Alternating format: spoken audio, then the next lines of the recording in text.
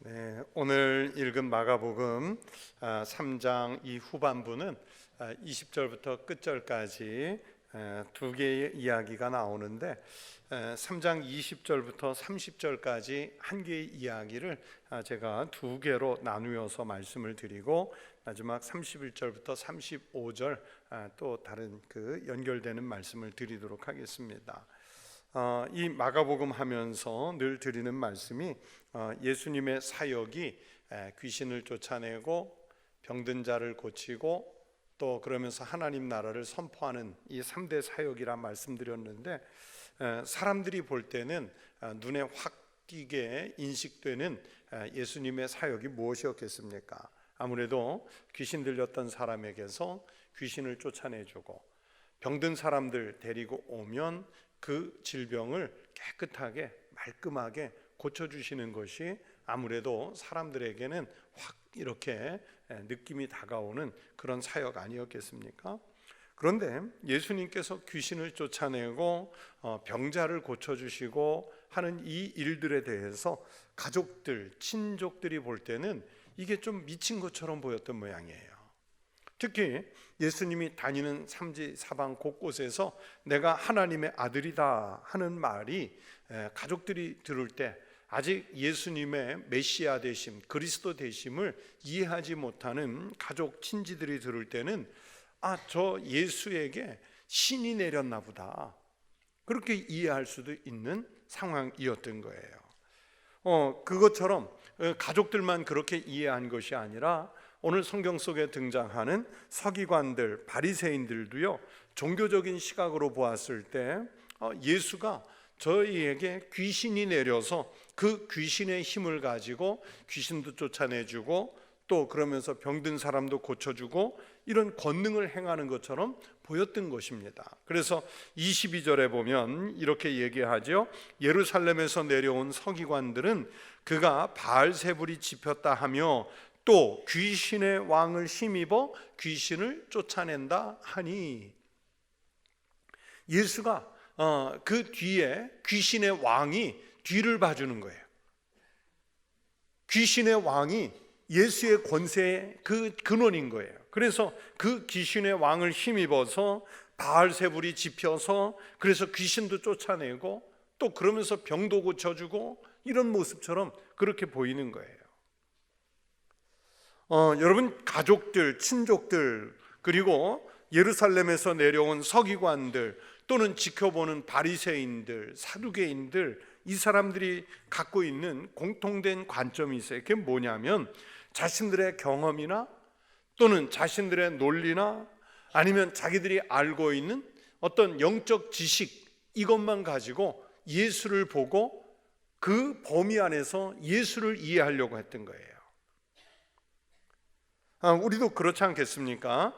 만약에 우리 가족 중에 누구 한 사람이 신이 내려가지고 무당이 되는 사람이 있다면 가족들 지켜보는 입장에서는 좀 황당할 것 같아요. 여러분, 가족 중에 누군가에게 신 내린다고 그러죠. 접신한다고 그러죠. 그런 일이 벌어져서 갑자기 어느 날 무당이 되겠다, 내가 그러면 무녀가 되겠다, 그러면 여러분 얼마나 놀라겠어요.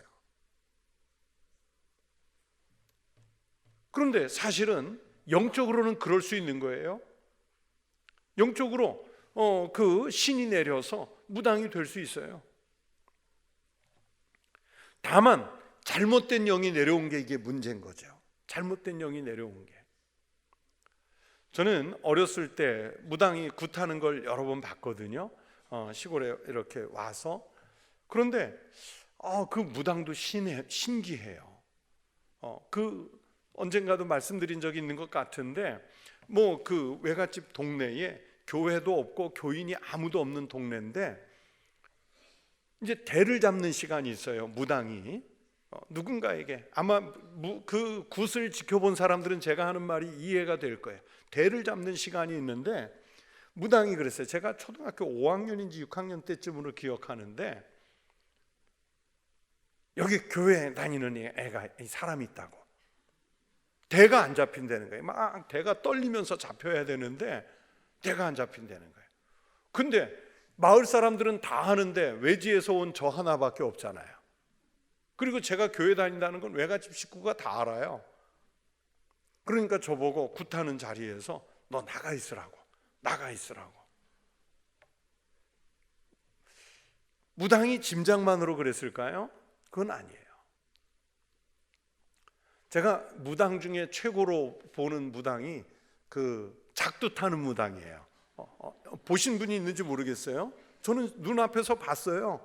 맨발에 버선 신고 타는 것도 아니라 맨발로 타요. 여러분, 작두가 얼마나 예리합니까? 거기에 손가락 잘못 집어넣었다가는 그냥 이렇게 동강나는 게 작두잖아요. 제가 우리 아이들 어렸을 때 그 중국에 가면 심천 그 선전이라고 하는데, 그 심천에 가면 그 민속촌이 있어요. 각 중국의 소수 민족들이 와서 자기네 종족에 맞는 그 마을을 꾸며놓은 그 민속촌인데 꽤 크죠. 그래서 민속 공연도 하고 막 그러는데, 어떤 족 밑에 가니까 뭐가 있냐면 아주 예리한 칼날로 만든 사다리가 몇 개 세워져 있는데, 아마 그 선전의 민속촌을 가보신 분은 아실 거예요. 그 칼날 위에를 거기를 밟고 그 사람들이 올라가요. 맨발로. 그리고 거기에서 손으로 잡고 물구나무도 서고.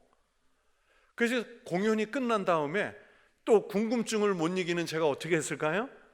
이거 칼날이 묻은 거 아니야? 하고 가서 만져봤는데 날이 바짝바짝 서 있어요. 여러분, 칼날 날 서 있는 것, 날 서 있는 거 어떻게 하면 알 수 있는 거 아시잖아요? 날이 서 있어요. 정말 날이 바짝 서 있어요. 작두 위에, 그 예리한 칼날 사다리 위에 그 사람들이 올라가는 게 맨정신에 올라갈까요? 한번 올라가 보세요. 정 궁금하시면 어떻게 되는지 맨발로, 아니 양말 신고라도 올라가 보세요. 큰일 납니다. 그건 신기가 있어야 올라가는 거예요. 신기가 있어야. 그런 귀신이 가족 중에 누군가에게 하나 내렸어요. 그러면 가족들은 참 이거 정말 답답한 일이죠. 그런데 영적으로는 그럴 수 있어요. 잘못된 영이지만 이건 그럴 수 있는 일이에요. 그러나 이 자기가 알고 있는 경험, 신학적 지식, 이런 것만으로 영을 우리가 다 이해할 수 없습니다. 여러분, 영적인 일은요, 영적인 것으로 이해를 해야 돼요. 그래서 내가 다 이해한다 그러는 것은 이건 아주 교만한 행위입니다. 그래서 오늘 이 본문에 등장하는 이 사람들의 태도를 보면서 우리 그리스도인들이 갖춰야 할 신앙적 자세가 있어요. 여러분, 첫째, 그리스도인은 예수님에 대해서, 또 성경 말씀에 대해서 자신의 이성적 판단이나 경험, 지식, 이런 울타리만 가지고서 그 이해가 가능한 그 부분만 믿으려고 해서는 안 됩니다. 여러분, 우리가 너무 쉽게 읽는 게 태초에 하나님이 천지를 창조하시니라, 너무 당연하게 읽는 것 같지만 오늘 우리의 지식, 경험, 이런 것 가지고 여러분, 하나님께서 태초의 말씀만 가지고 이 우주 만물을, 이 천지를 창조하셨다는 사실이 이게 가슴속으로 다 들어와서 믿어지십니까? 말씀이 육신이 돼서 하나님이 친히 성육신 하셔서 우리 가운데 직접 찾아오셨다는 게, 여러분, 이게 우리의 어떤 지식으로 다 이해가 되십니까? 이 세상에는 우리가 아는 지식으로만 이해 못하는 초자연적인 일들이 얼마나 많은지 몰라요. 여러분, 우리가 보지 않고도 믿어야 할 일들이 정말 많습니다. 그런데 우리가 믿지만 다 아는 것은 아니잖아요.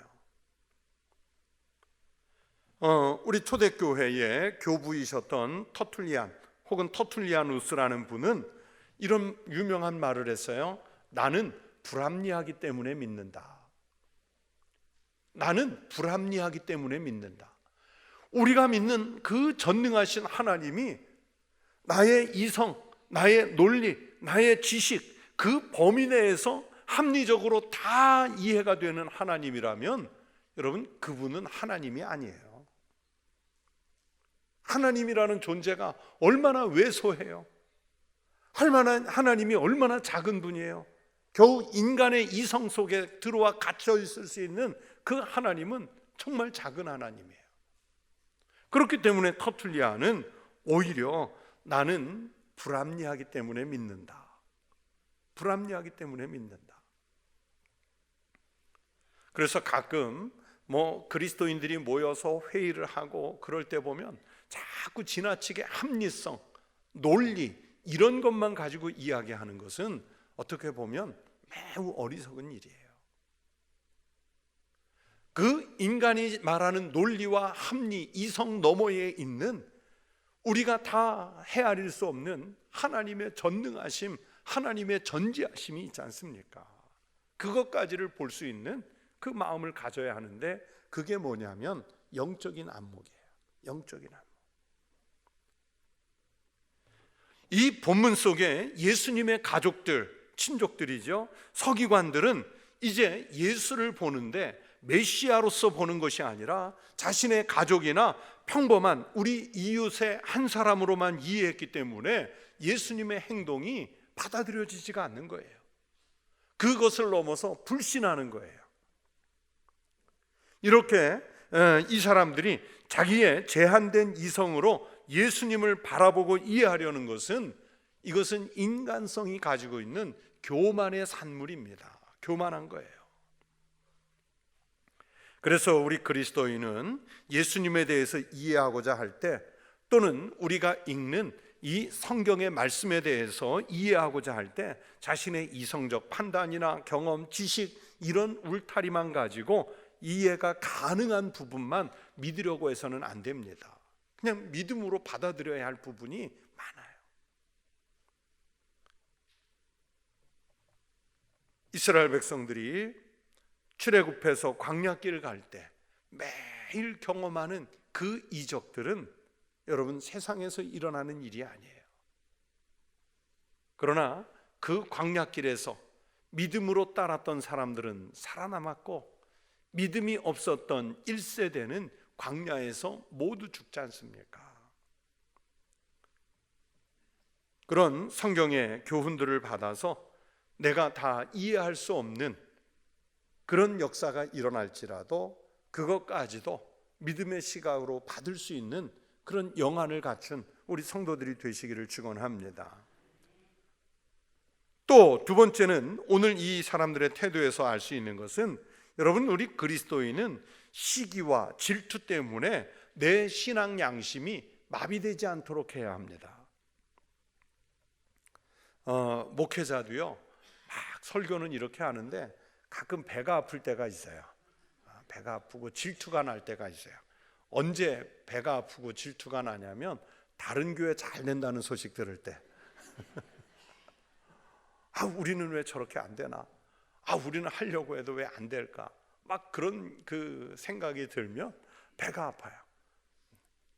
그렇다고 저쪽도 안 되라 이러기는 또 하나님 앞에 너무 죄송하고 이제 그런 마음이 들긴 하는데, 왜 이 이야기를 말씀드리냐면 지금 서기관들의 태도가 그래서 그래요.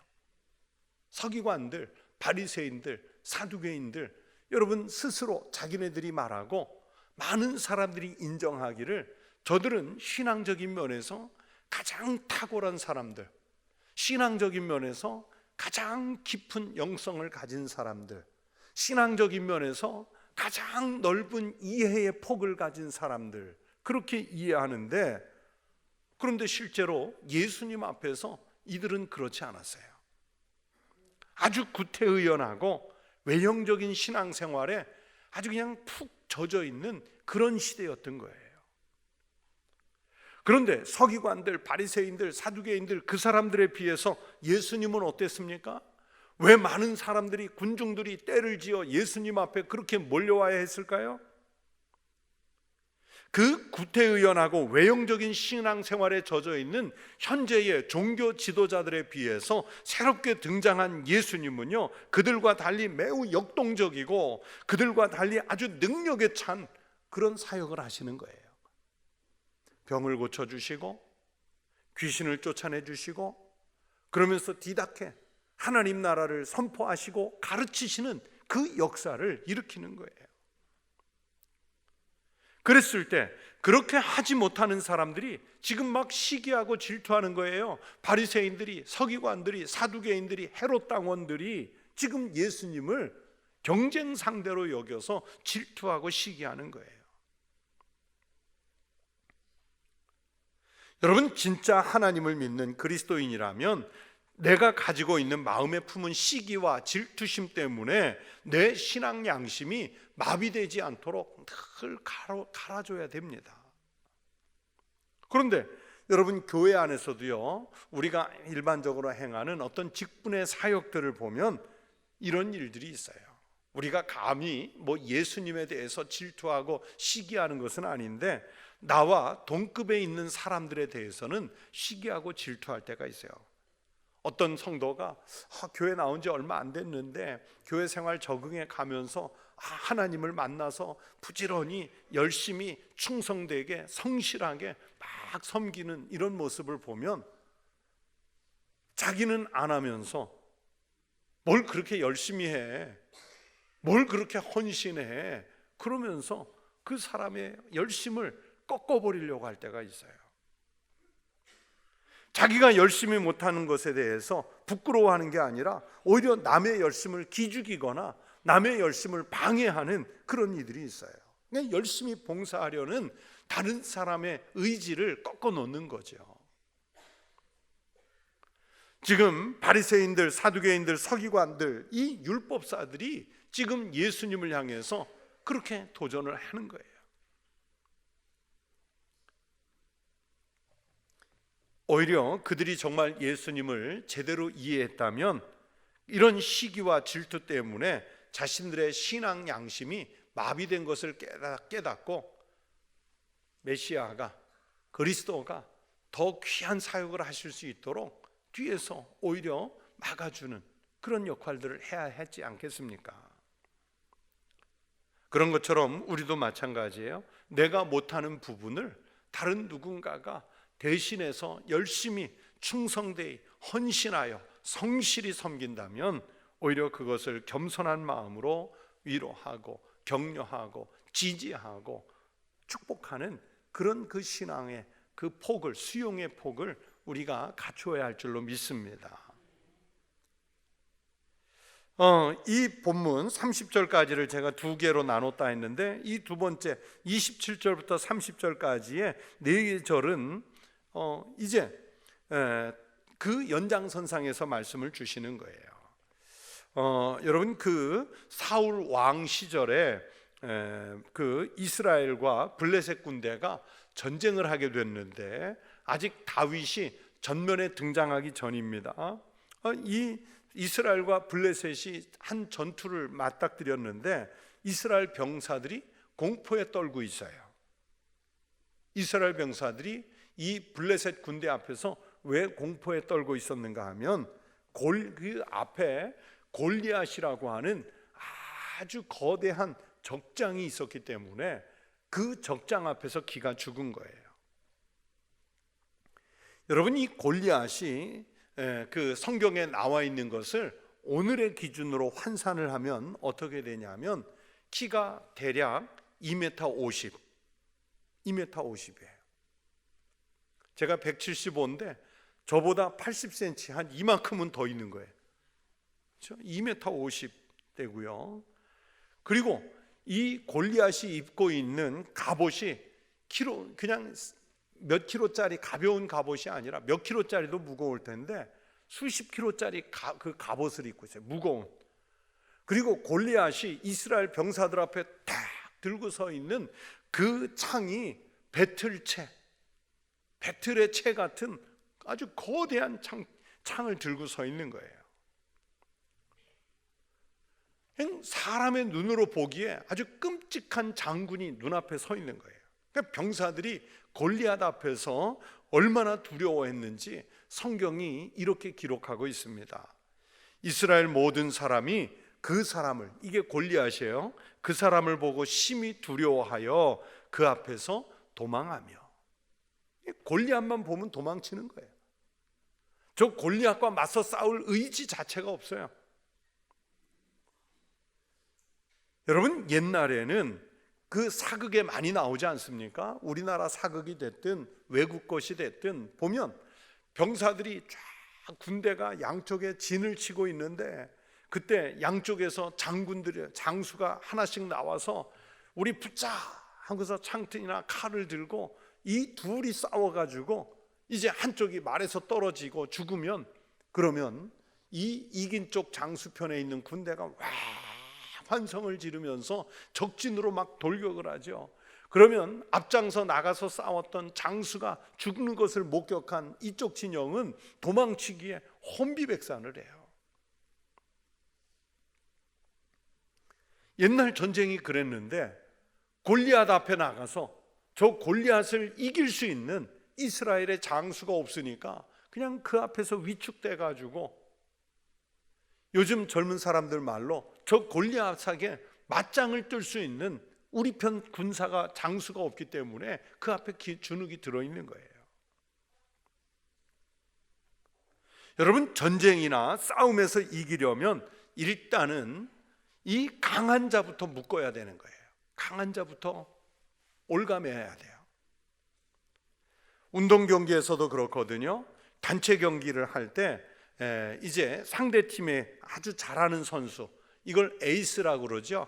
에이스를 묶어둬야 되는 거예요.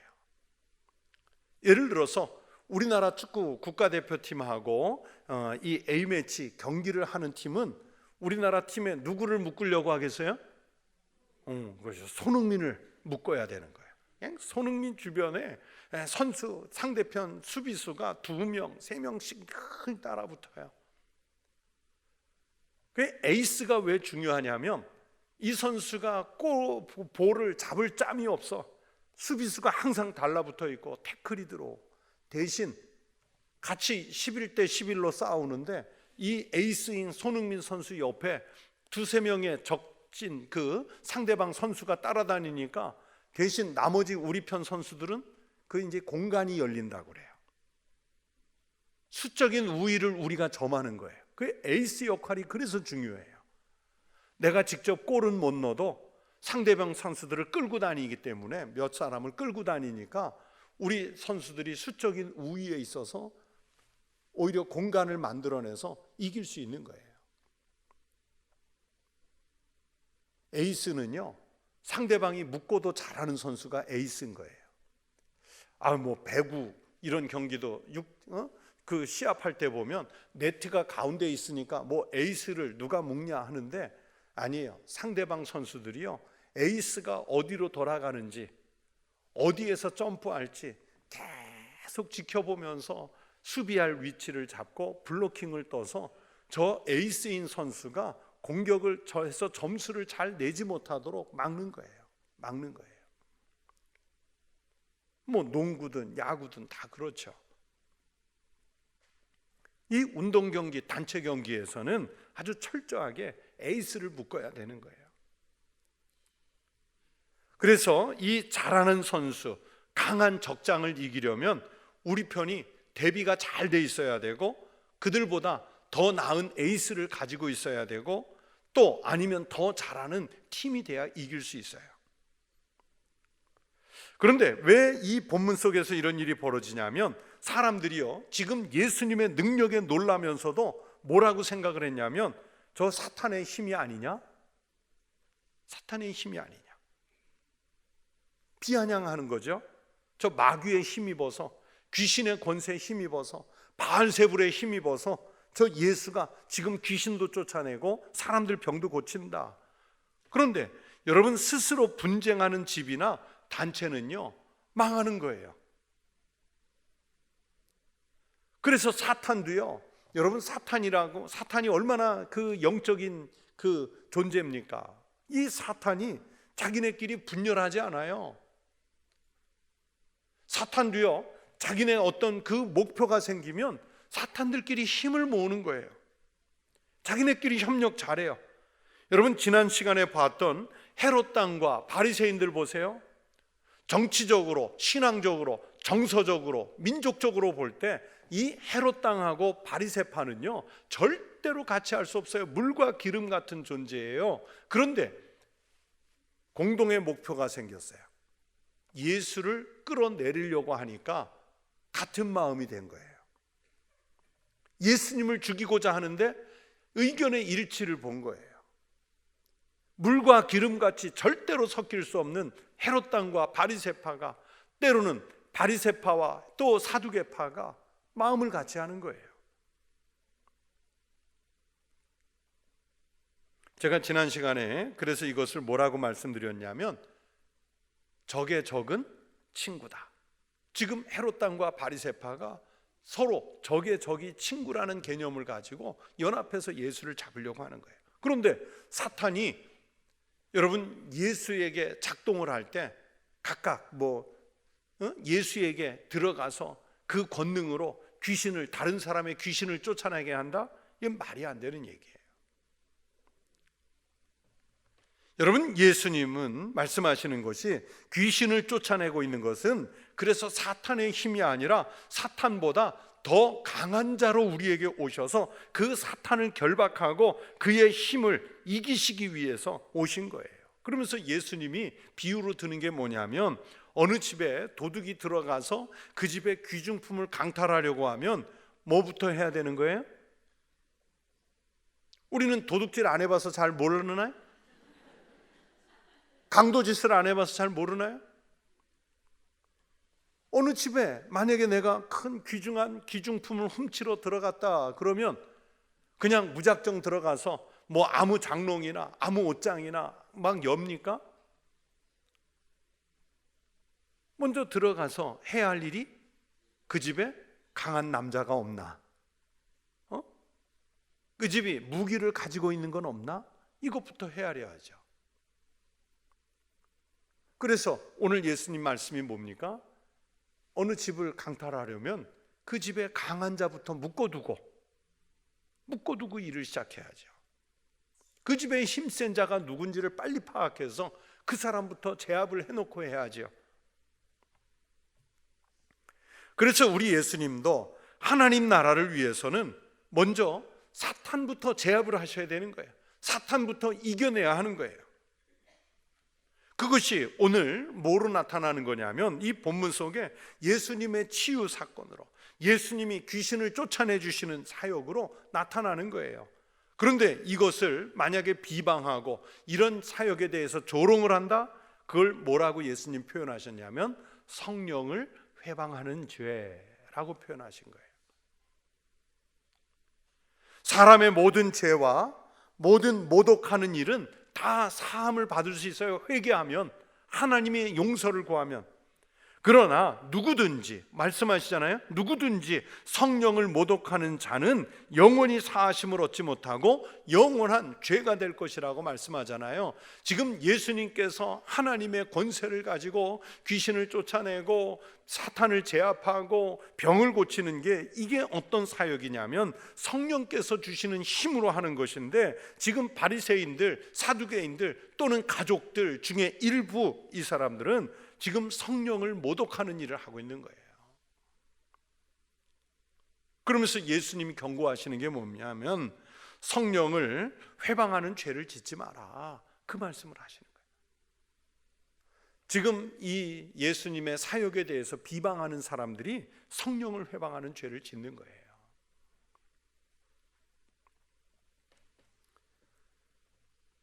여러분, 바울의 스승이신 그 가말리엘이라는 아주 유명한 백성들의 존경을 받는 그 지혜, 그 율법 선생님이 있는데 이 가말리엘의 지혜를 우리가 배울 필요가 있어요. 신약성경 사도행전 5장 33절 이하에 보면 대제사장 그룹과 사두개파 사람들이 예수님의 제자들의 사역을 중단시키려고 했어요. 아예 예수님 제자들 자체를 묶어 놓으려고 했어요. 또는 심지어 죽이려고까지 했어요.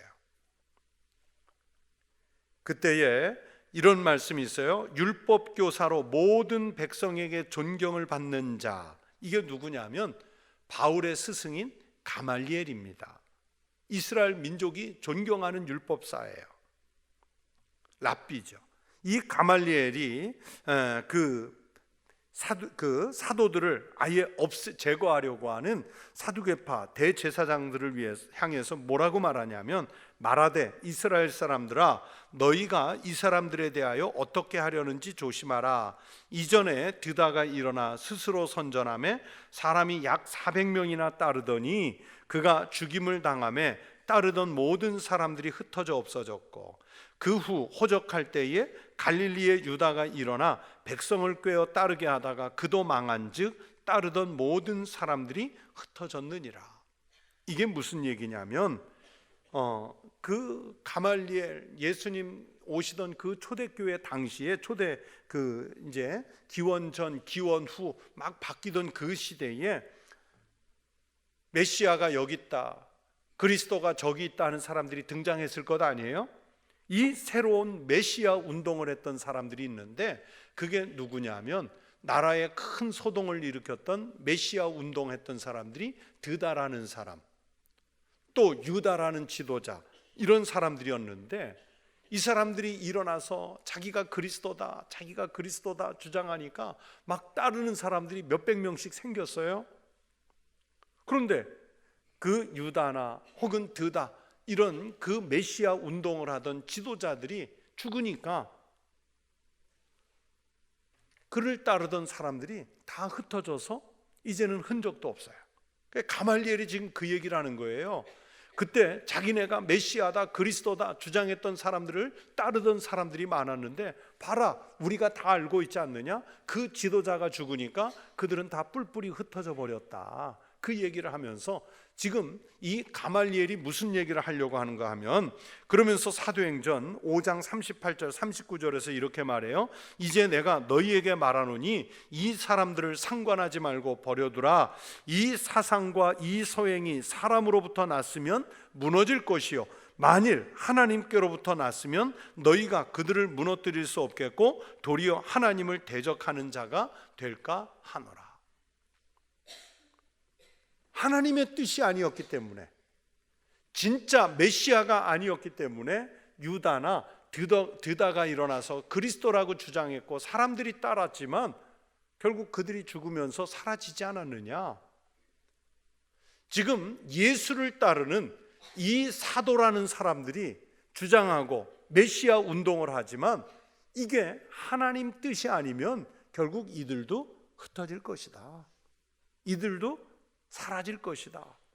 그러나 진짜 만약 이들이 하나님이 보낸 사람들이어서 메시아 그리스도가 맞다면, 이들이 전파하는 게 맞다면 우리는 하나님의 뜻을 거스르는 사람들이 될 수 있다.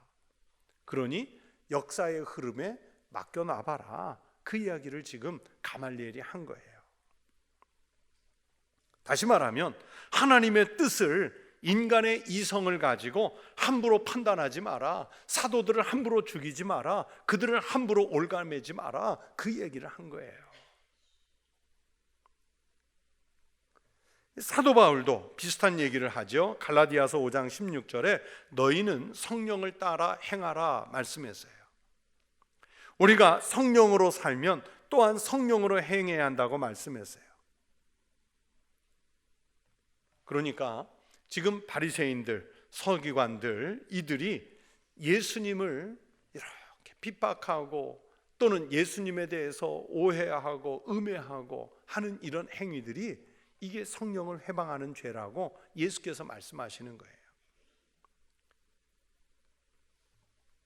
이 사람들이 귀신에 걸려 찾아왔을 때, 질병에 걸려 찾아왔을 때 예수님은 지금 사탄을, 귀신을, 바알세부를 제압하시는 것이지 그들의 권세를 힘입어서 일하시는 게 아니에요. 하나님의 영광을 나타내기 위해서 지금 예수님께서 하시는 것이지 바알세부를 힘입어서 하는 게 아닌 거예요. 우리도 마찬가지입니다. 여러분, 나로 인해서 하나님의 뜻, 하나님의 역사, 하나님의 영광이 가리지 않도록 하십시오. 다른 사람이 열심 내서 주의 일을 할 때 그거 함부로 판단하지 마십시오. 교회가 어떤 일을 하고자 할 때 자기의 주관, 자기의 소견에 안 맞는다고 여러분 그것에 대해서 함부로 비판하거나 함부로 판별하지 마십시오. 하나님 뜻이 아니면 중단될 것이고, 하나님 뜻이면 하나님이 일하실 거예요. 그랬을 때 우리는 순종하면서 하나님의 역사가 나타나도록 그 주님의 뜻을 따라가는 신앙을 갖추고 있는, 그게 제일 중요한 거예요. 마지막 세 번째로 이제 33장 31절부터 35절인데 이것도 앞에랑 연결이 돼요. 어제 오늘 읽었던 20절 21절에 보면 예수를 붙잡으려고 친족들이 찾아왔는데 이번에는 직접 누가 찾아와요? 예수님의 진짜 가족들이 찾아와요. 그런데 이 말씀 속에서 여러분, 교회와 하나님 나라는 혈연 관계로 맺어지는 육적인 가족이 아니라는 걸 예수님이 말씀하시는 거예요. 하나님 나라를 믿는 믿음으로 맺어지는 이 영적인 가족 관계, 이게 신앙의 관계인 거예요. 말씀드린 것처럼 예수님의 친족들이 이미 예수님을 붙들러 한 차례 찾아왔었죠. 21절에 예수의 친족들이 듣고 그를 붙들러 나오니 이는 그가 미쳤다 하밀러라. 앞에 설명드린 대로 예수 미쳤다, 저거 신내렸다. 또 서기관들은 이제 예수 저거 바알세불 힘입었다, 귀신의 왕, 사탄의 왕이 뒤에서 봐준다, 이러고 있는 건 했는데 예수의 친족들이 미친 예수를 붙잡으러 왔는데 실패했던 모양이에요. 그래서 이번에는 예수님의 어머니 마리아와 동생들이 와가지고 조용하게 설득해서 데리고 가려고 했어요. 조용히 설득해 데려가려고 했는데 31절에 보니까 이분들이 사람을 보내어 예수를 불렀다 그랬죠. 그 사람들이 이제 다 알게 됐어요. 그러니까 알고 있는 사람들이 물었어요. 당신의 어머니와 동생들과 누이들이 밖에서 찾나이다. 밖에 지금 형제 자매들, 어머니, 가족들이 와 있습니다. 나가 보셔야 되지 않습니까? 여러분, 예수님의 가족들이 왜 이런 행동을 했을까요? 역시 이들도 친족들처럼 예수님의 메시아 사역을 전혀 이해하지 못한 거예요. 내 자식이 사람들에게 미쳤다 소리 듣고 또 예루살렘에서 내려온 종교 지도자들에게 저런 그 오해나 받고 있고, 어머니 입장에서 볼 때는 답답하지요. 답답해요. 또 동생들 입장에서 볼 때는 우리 형이, 우리 오빠가 사람들에게 저런 일을 겪고 있는 걸 볼 때 그 형제에 대한 사랑과 염려 충분히 일어날 수 있어요. 그러나 걱정하고 염려는 되겠지만 예수님 존재 자체를 이들은 지금 모르고 있는 거예요. 예수가 자기의 아들이고 자기의 형님이고 자기의 오라버니인 예수의 존재를 잘 모르고 있는 거예요. 그래서 예수를 데려가려고 한 것은 아주 지극히 세속적인 가족 개념으로 지금 예수를 만나고 싶어 했어요. 물론 결과적으로 얘기하면 야고보 같은 경우 또는 유다 같은 경우, 예수님 그 동생들 중에 야고보가 있고 유다가 있지 않습니까? 예수님 동생 중에 유다가 유다서를 썼고요. 또 예수님 동생 중에 야고보가 사도행전 15장에 나오는 예루살렘의 첫 번째 공식 회의가 열릴 때 베드로도 바울도 또 다른 사도도 아닌 예수님 동생 야고보가 첫 번째 의장이 돼요. 예수님 죽으시고 부활하신 그 장면들을, 역사를 지켜보면서 예수님 동생들도 다 주님을, 자기 형님을 메시아로, 그리스도로 이제 받아들이게 돼요. 이건 결과적인 거지만, 그러나 오늘 본문 속에서만큼은 세속적인 기준을 가지고 지금 예수를 보는 거예요. 하지만 예수님 가족들의 그런 행동에 대해서 예수님은 새로운 가족 이해를 제시하시죠.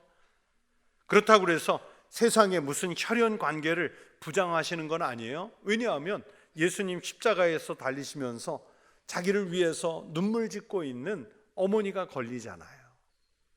그래서 십자가 밑에 제자들에게 보라, 내 어머니다, 돌봐달라는 거죠. 저분을 좀 맡아달라는 거죠. 예수님도 혈연 관계를 부인하시는 것은 아니에요. 그러나 예수님께서 오늘 본문에서 말씀하시려는 건 뭐냐면 성부 하나님을 아버지로 모신 새로운 가족 개념을 얘기하는 거예요. 다시 말하면 영적 가족을 형성하도록 말씀하시는 거예요. 이 말씀대로 하면 우리 성도들은요, 하나님 나라의 한 가족된 사람들이에요. 그래서 우리가 교회 안에서 다른 성도들을 향해 형제, 자매 이렇게 쉽게 얘기할 수 있는 게 바로 여기에서 오는 거예요. 그래서 교회는 가정의 모형, 성가족. 바르셀로나에 가면 가우디가 만든 아주 위대한 성당이 있지 않습니까? 이것도 이름이 뭐냐면 사그라다 파밀리아, 성스러운 가족. 좁게는 예수님의 부모님과 예수님의 형제 자매가 사그라다 파밀리아지만 더 크게 하면 교회 안에서 교회 공동체를 이룬 구성원 모두가 다 성가족인 거예요. 예수님이 지금 그걸 얘기하시는 거예요. 그래서 예수님이 지금 병자를 고쳐주고 또 귀신 들린 사람들의 귀신을 쫓아내주는 것은 사탄을 제압하려는 의도도 있지만 또 다른 면에서는 하나님의 가족된 내 형제, 내 자매, 내 어머니, 내 아버지와 같은 그 사람들을 진심으로 돌보고 진심으로 보살피는 사랑의 실천으로서 지금 예수님이 이 사역을 하시는 거예요.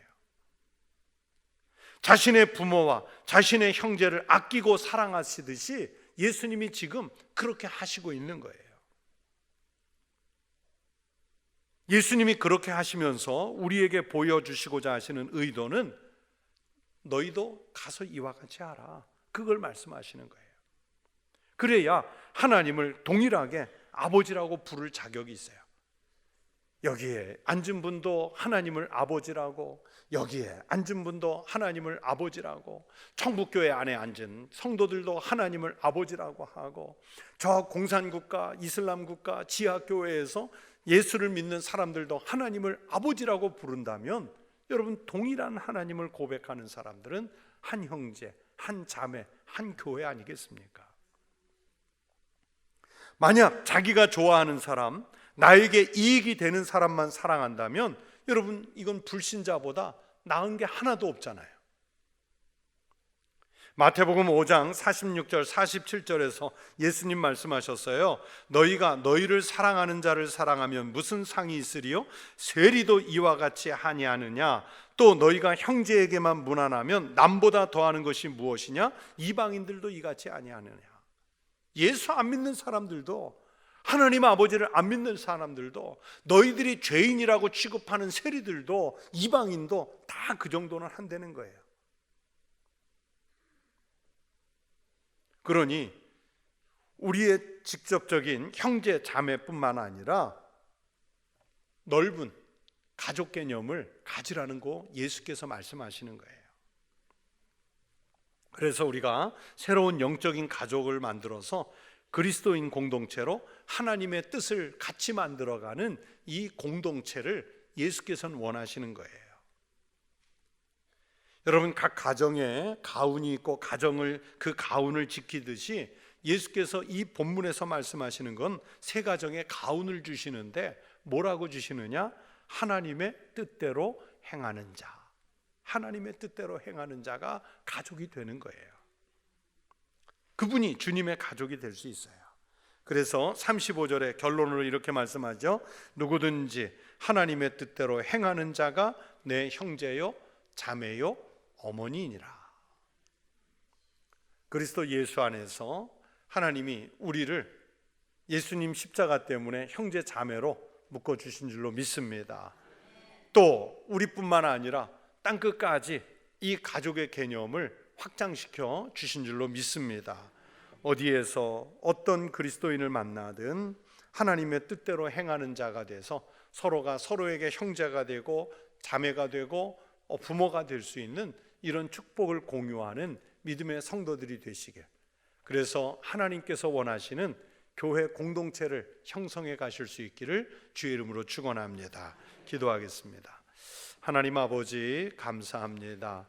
오직 성령을 따라 아버지의 뜻대로 행하는 자가 바로 하나님의 형제요, 자매요, 어머니요, 아버지가 될 수 있음을 믿기에 하나님께서 만들어주신 우리 교회 공동체를 통해 그 사명을 이루는 삶을 살게 하여 주시옵소서. 또 우리가 땅끝까지 이르러 하나님 나라를 확장하여 하나님의 백성들을 하나님의 가족으로 다시 새롭게 만들어가는 그 믿음의 역사를 일으킬 수 있게 하여 주시옵소서. 하나님, 이 시간 주님께 귀한 예물을 드린 손들이 있습니다. 그 손에 그 기업에 모자람이 없이 후하게 채우시는 하늘의 복이 있게 하시고, 이 거룩한 예물이 쓰이는 곳에서 아버지의 뜻이 이루어지게 하여 주시옵소서. 감사드리며 예수님 이름으로 기도하옵나이다. 아멘.